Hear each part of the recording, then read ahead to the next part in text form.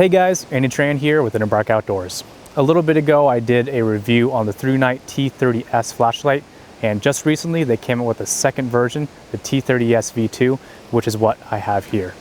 The dimensions are pretty similar, only this is a little bit longer because of the added impact bezel, but it also adds a little bit of extra lumens as well with the new LED that they're using.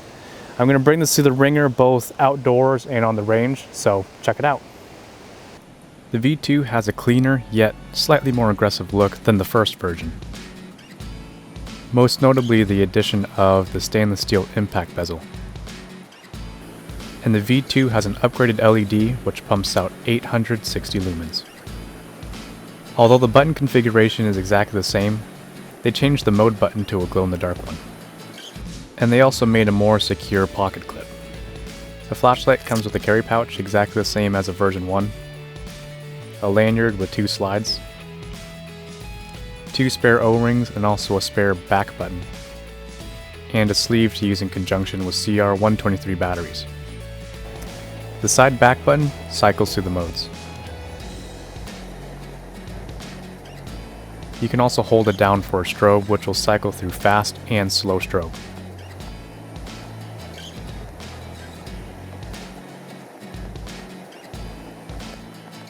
Or you can instantly access the strobe mode pressing the side button.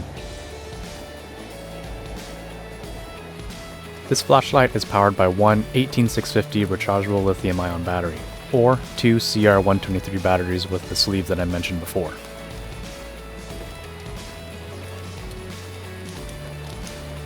On the low setting you can see things up close, like these 3 tarantula spiders who are eating a giant grasshopper. Pretty gross. Or this giant frog. And on the medium setting, you can really start to illuminate distant objects. This is probably the mode you're going to use the most because it's not too bright, not too dim, and it doesn't consume huge amounts of juice either. On the high mode, you can really start to illuminate entire walls of caves. As you can see here, I can illuminate the entire wall, no problem. And it even competes with the daylight that's spilling in from the other side.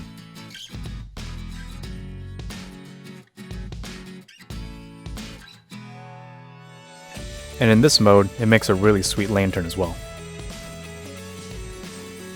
So let's mount this thing and see how well it does on a firearm. The battery rests between 2 springs, so it should be pretty well isolated and stay illuminated. What I'm mainly looking for is making sure that the light doesn't flicker on and off during the recoil.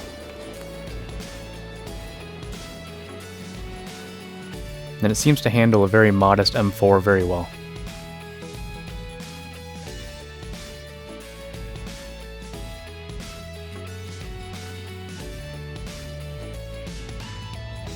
Now is the big test. We're going to be using turkey shot out of a lightweight Mossberg 500.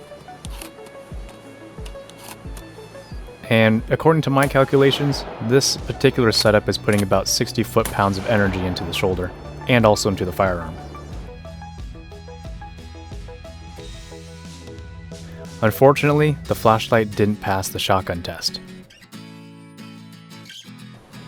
And you can see here by the damage just to the battery, there's a lot of energy being put into this flashlight.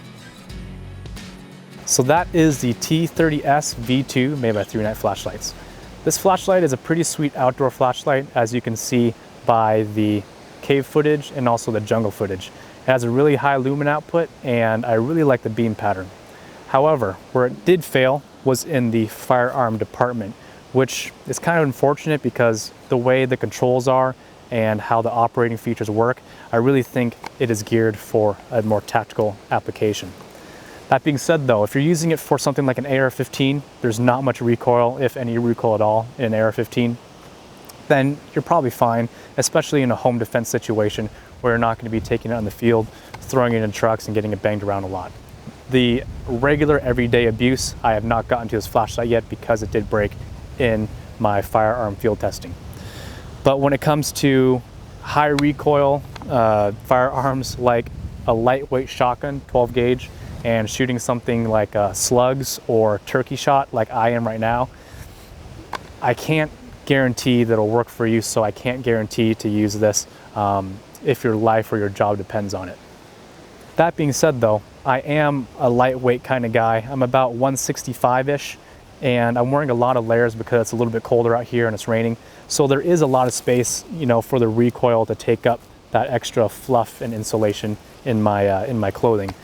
But even with that and the turkey loads being such high recoil as they are, I can't guarantee this to work for someone in the field, especially if their job or their life or someone else's life depends on it. That being said, for an outdoor flashlight, the T30S V2 is fantastic, but when your life is on the line, I'm gonna wait for version 3 and see what they come out with. If you guys enjoyed the review, please like, share, and subscribe, and also check out my Facebook page and other social media. It really helps me know these are the kind of videos you want to see. If you guys have any comments or questions, please message me over on YouTube or Facebook, or comment down below. But as always, take care out there. Bye. In this series, I'm leaving the United States and dropping into the southernmost tip of the Republic of Colombia with Joe Flowers and his brand new school, Bushcraft Global.